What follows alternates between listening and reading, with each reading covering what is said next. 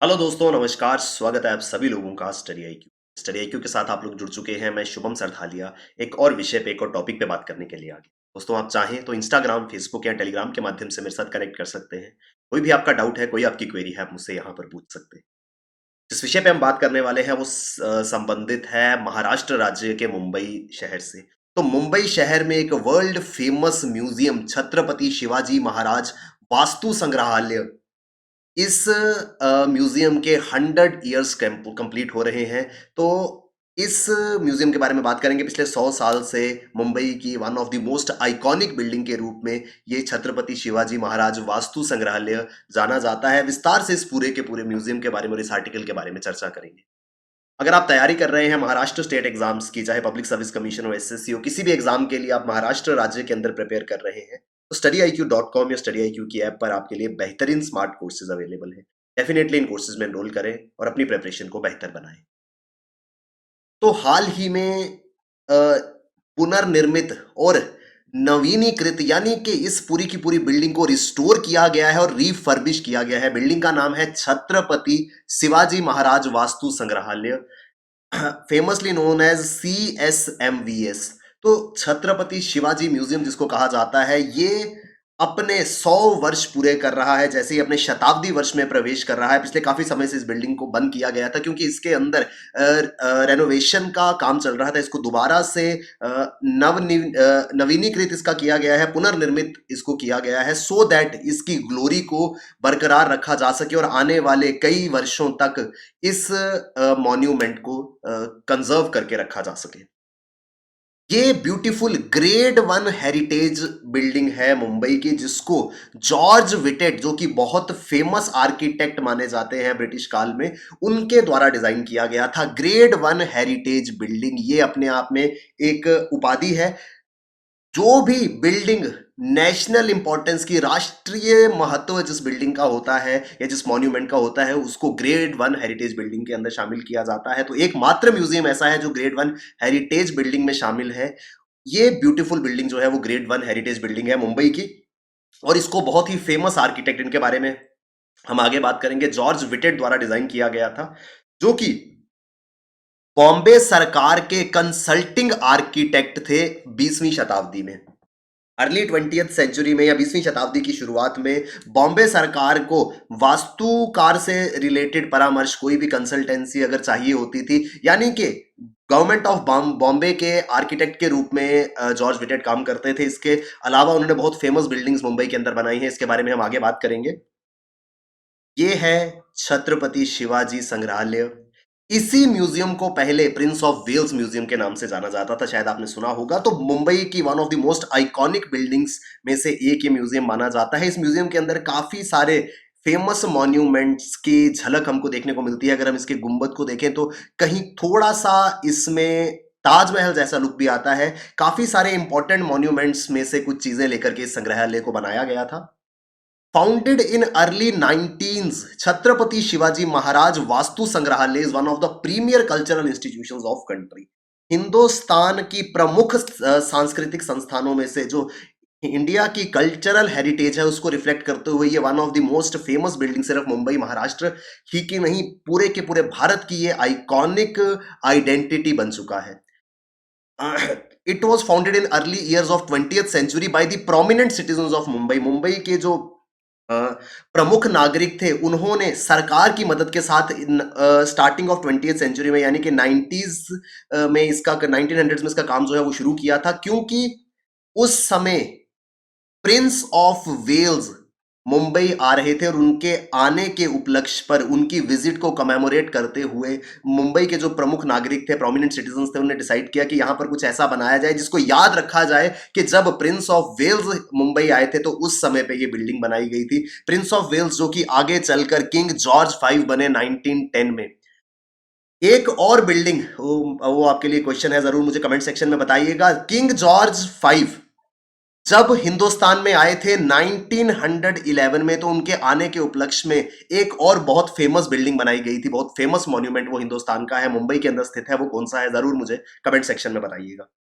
तो Prince of Wales जब 1905 में उन्होंने हिंदुस्तान में आना था, तो उनके आने के उपलक्ष्य पर, उनकी विजिट को कमेमोरेट करते हुए गवर्नमेंट ऑफ बॉम्बे और बॉम्बे के प्रोमिनेंट सिटीजन्स ने ये डिसाइड किया था कि इस प्रकार का कोई मॉन्यूमेंट या कोई बिल्डिंग जो है वो बनाई जाए। ये जो है ये मौजूद कहाँ पर है? South Mumbai near gateway of India. Gateway of India के बहुत करीब साउथ मुंबई में ये म्यूजियम स्थित है। 1998 में इसका नाम बदल दिया गया था। इसका नाम प्रिंस ऑफ वेल्स से बदल करके शिवाजी महाराज के नाम पे रख दिया गया था। ये इंपॉर्टेंट है, 1998 में इसका नाम जो है वो बदला गया था। The structure is inspired by many monuments of the country. मैंने आपको बताया कि इसको जब आप देखते हैं तो आपको काफी सारे इंपॉर्टेंट मॉन्यूमेंट्स की झलक इसमें दिखाई देती है। इस तरीके का सवाल हो सकता है, which structure in Mumbai is inspired by? तो विमला वाशी टेम्पल जो माउंट आबू में स्थित है, गोल गुंबज of Bijapur, Taj Mahal in Agra and wadas of Nashik.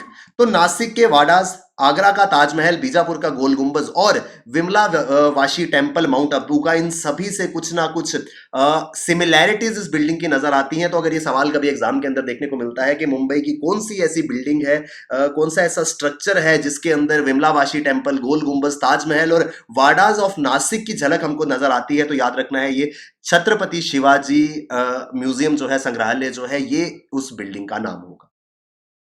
इस बिल्डिंग का जो फाउंडेशन है वो 1905 में प्रिंस ऑफ वेल्स ने रखा था। 11 नवंबर 1905 को, 11 नवंबर 1905 को जब प्रिंस ऑफ वेल्स यहां पर पहुंचे थे तो उन्होंने इसकी आधारशिला, इसका फाउंडेशन स्टोन रखा था और इस वजह से इसको नाम दिया गया था प्रिंस ऑफ वेल्स म्यूजियम। लेकिन बाद में 1998 में इसका नाम बदल के छत्रपति शिवाजी महाराज के नाम पर रख दिया गया था। इस बिल्डिंग को बनने में करीब करीब 9 साल लगे। 1905 में काम शुरू हुआ था और 1914 में ये बिल्डिंग पूरे तरीके से कंप्लीट हो गई थी, लेकिन पब्लिक के लिए इसको ओपन किया गया था 10 जनवरी 1922 को। इसी वजह से 2022 में ये बिल्डिंग जो है वो अपने 100 साल, 100 ईयर्स पूरे कर रही है। 10 जनवरी 2022 को इस बिल्डिंग को ओपन हुए पूरे 100 साल भी गुजर चुके होंगे।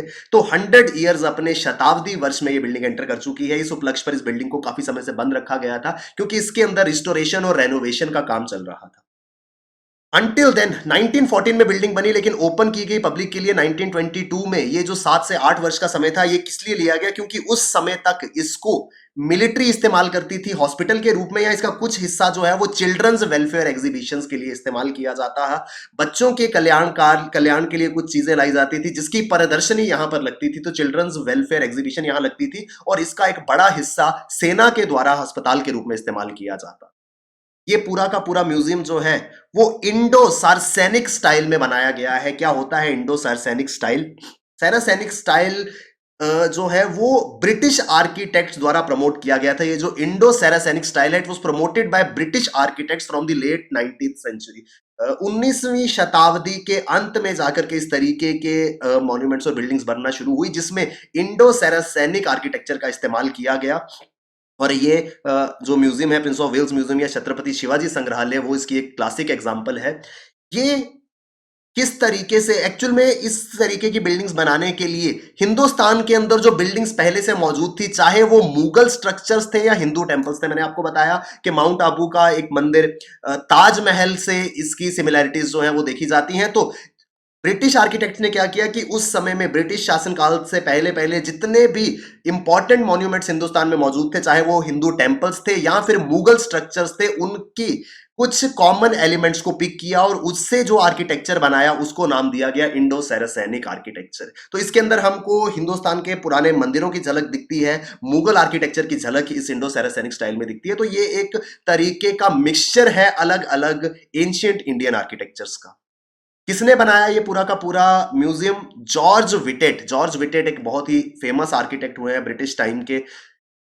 जॉर्ज विटेट ने इस छत्रपति शिवाजी संग्रहालय के द्वारा world famous gateway of India को भी डिजाइन किया था। ये दोनों ही जो हैं इंडो सार्सैनिक आर्किटेक्चर की मोस्ट इंपॉर्टेंट एग्जांपल्स है और ये दोनों ही, क्या छत्रपति शिवाजी महाराज संग्रहालय और क्या गेटवे ऑफ इंडिया, ये दोनों ही मुंबई के लैंडमार्क्स हैं, पहचान योग्य स्थल हैं, वर्ल्ड फेमस है, दुनिया भर में लोग जानते हैं। गेटवे ऑफ इंडिया कहाँ है? मुंबई में। छत्रपति शिवाजी संग्रहालय कहाँ है? मुंबई में। तो ये दोनों ही आइकॉनिक बिल्डिंग्स मुंबई की जॉर्ज विटेट द्वारा डिजाइन की गई थी और कंसल्टिंग आर्किटेक्ट के रूप में इन्होंने काम किया गवर्नमेंट ऑफ बॉम्बे ब्रिटिश काल में।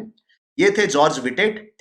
गेटवे ऑफ इंडिया और इस म्यूजियम के अलावा he also worked as an consulting architect for Tata company. तो टाटा ग्रुप के लिए भी इन्होंने बतौर वास्तुकार काम किया है, and he has designed the iconic headquarters of Tata Tata group, Bombay house. तो टाटा ग्रुप जहां से ऑपरेट करता है, जो हेडक्वार्टर्स रहे हैं टाटा ग्रुप के, जिसको बॉम्बे हाउस के नाम से जाना जाता है, वो फेमस बिल्डिंग भी इनके द्वारा ही डिजाइन की गई है। तो इनके अलग अलग बिल्डिंग्स जो इन्होंने डिजाइन की है वो बहुत ही ज्यादा फेमस रही है मुंबई में। तो मुंबई के आर्किटेक्चर में एक मेजर कंट्रीब्यूशन जॉर्ज विटेट का रहा है। तो ये है पूरा का पूरा news article. Prince of Wales museum, जिसको बाद में चल करके छत्रपति शिवाजी वास्तु संग्रहालय के नाम से जाना गया, इसके अलावा गेटवे ऑफ इंडिया और जॉर्ज विटेट जो जिन्होंने इन बिल्डिंग्स को बनाया है, उनके विषय पे हम लोग चर्चा कर रहे थे। आई होप ये पूरा का पूरा आर्टिकल हमको समझ में आया है। अगर आप प्रिपेयर कर रहे हैं महाराष्ट्र स्टेट एग्जाम्स के लिए, तो studyIQ.com या studyIQ की ऐप पर आपके लिए बेहतरीन स्मार्ट कोर्सेज, ये कोर्सेज आपको बहुत ज्यादा हेल्प करने वाले हैं अपनी एग्जाम प्रिपरेशन में। डेफिनेटली इन कोर्सेज में एनरोल करें। Thank you very much, all the best, keep working hard, bye bye, take care, Jai Hind.